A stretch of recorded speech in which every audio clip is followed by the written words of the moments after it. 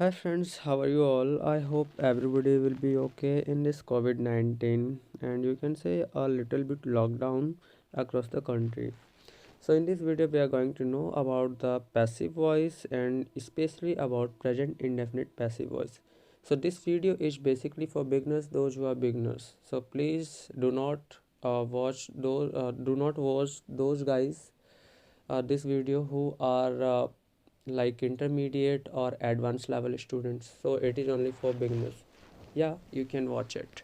So now let's start. So in the last video हमने किया था मॉडल्स के बारे में, और इस वीडियो में मैं आपको बताने जा रहा हूँ प्रेजेंट इंडेफिनिट के पैसिव वॉइस के बारे में।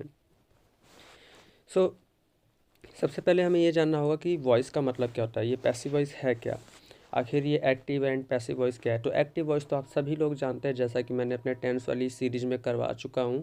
आपने जितने भी टेंस किए हैं वो सब के सब जो है एक्टिव वॉइस कहलाते हैं। अब उनका पैसिव वॉइस कैसे बनाया जाता है, मैं एक एग्जांपल लेता हूँ। जैसे मैं पीटता हूँ या फिर मैं पढ़ाता हूँ। ओके, मैं पढ़ाता हूँ तो यहाँ पे मैं जो है सब्जेक्ट है, और सब्जेक्ट जो है किसी और दूसरे इंसान को पढ़ा रहा है।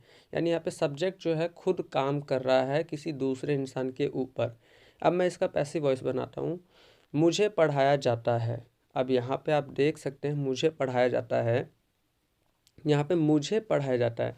तो यहाँ पे अब जो सब्जेक्ट है उसके ऊपर खुद ही काम हो रहा है, मतलब कोई दूसरा बंदा उसके ऊपर काम कर रहा है। ठीक है, तो अब आई होप आप इस एग्जांपल से आपको क्लियर हो गया होगा कि एक्टिव वॉइस और पैसिव वॉइस का मतलब क्या होता है। सो आइए हम स्टार्ट करते हैं अपना प्रेजेंट इंडेफिनिट पैसिव वॉइस।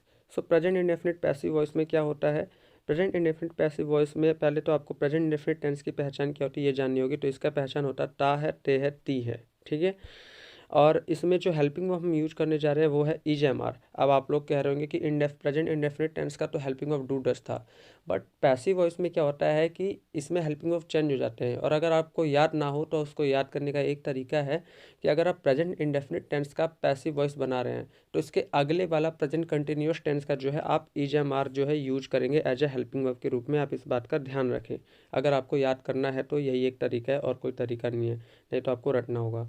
सो सबको पता है आई के साथ एम लगेगा, ही सीट नेम के साथ इज लगेगा, और यू वी डे के साथ आर। अब हम पढ़ते हैं इसका जो है पैसिव वॉइस क्या पहचान होता है। तो अगर आप पैसिव वॉइस बनाओगे जैसे कि मैं पढ़ाता हूँ, ठीक है, तो यहाँ पे पढ़ाता हूँ तो ता है, ते है, ती है, मतलब इस तरीके से पहचान आ रहा है।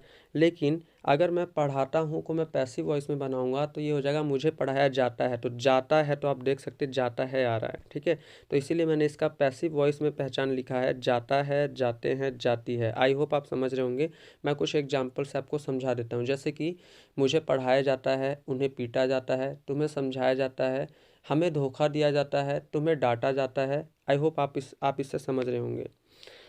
अब हम अपने एफर्मेटिव की तरफ चलते हैं। सो हमारा एफर्मेटिव में इसका रूल होता है सब्जेक्ट प्लस में इज एम आर प्लस में वर्ब की थर्ड फॉर्म प्लस में ऑब्जेक्ट।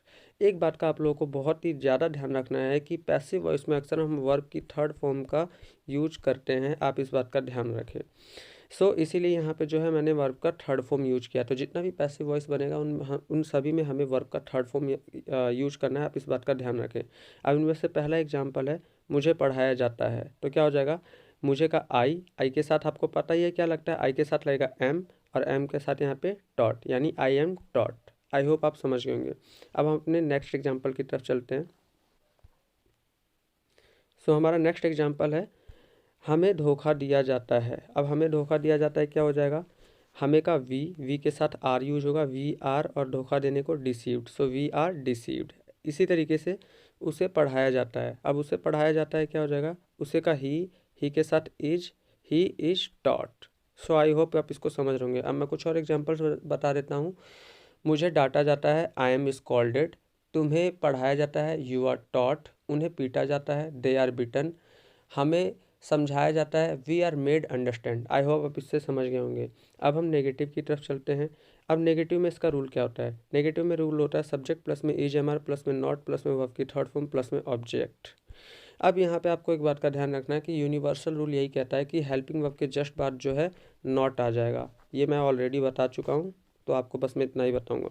यहाँ पे जैसे कि तुम्हें सज़ा नहीं दी जाती है, तो तुम्हें का क्या हो जाएगा, यू के बाद आर, फिर हेल्पिंग वर्ब के जस्ट बाद नॉट, फिर punished. You are not punished.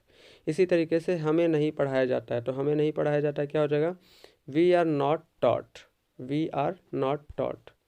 अब नेक्स्ट है हमारा, जैसे इसी में हम एग्जांपल देखते हैं, इसमें अगला एग्जांपल है, जैसे यहाँ पे दिया है, हम आगे ऊपर कर लेते थोड़ा, यहाँ पे दिया है उन्हें पैसे नहीं दिए जाते हैं, तो उन्हें पैसे नहीं दिए जाते हैं तो क्या हो जाएगा, they are not given money. ठीक है, क्योंकि उन्हें का हो जाएगा डे के साथ लगता है आर, तो दे आर और उसके बाद नॉट, फिर given and then money, so they are not given money. I hope आप इसको समझ रहे होंगे। अब हम कुछ एग्जाम्पल्स लेकर प्रैक्टिस कर लेते हैं। जैसे मुझे नहीं पीटा जाता है, आई एम नॉट बिटन। तुम्हें धोखा नहीं दिया जाता है, यू आर नॉट डिसीव्ड। उसका मजाक नहीं उड़ाया जाता है, ही इज़ नॉट मोक्ड।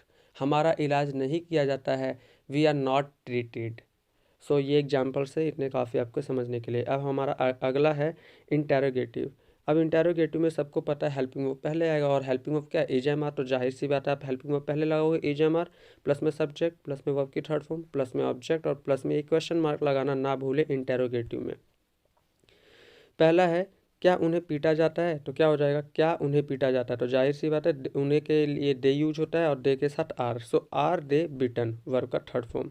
इसी तरीके से क्या तुम्हें सताया जाता है, तो क्या हो जाएगा, are you molested. I hope आप समझ रहे होंगे। इसी तरीके से हमारा अगला है क्या उन्हें परेशान किया जाता है, क्या उसे परेशान किया जाता है, तो क्या हो जाएगा, is he disturbed. I hope आप समझ रहे हैं। अब हम देखते हैं आगे कि आगे हमारे पास क्या है। तो आगे अब जाहिर सी बात है सब कुछ फिनिश हो चुका है, तो आपको यहाँ पे एग्जांपल्स मिल रहे हैं। आपको मैंने यहाँ पे 10 एग्जांपल्स लिख कर दिखा रखा है, आपको इसको प्रैक्टिस करना है। और आप जैसे जैसे प्रैक्टिस करते जाएंगे आपकी जो है पकड़ पैसिव वॉइस पे होती जाएगी। सो आज से हमारा पैसिव वॉइस का सीरीज़ शुरू हो चुका है, और आप इसको रेगुलरली देखा कीजिए। मैं हर रोज़ एक वीडियो अपलोड करूँगा। Thank you for watching my video, and if you like, so please share and subscribe, and do not forget to on the bell icon so that you can get the latest notification of my video. Thank you for watching for my video once again.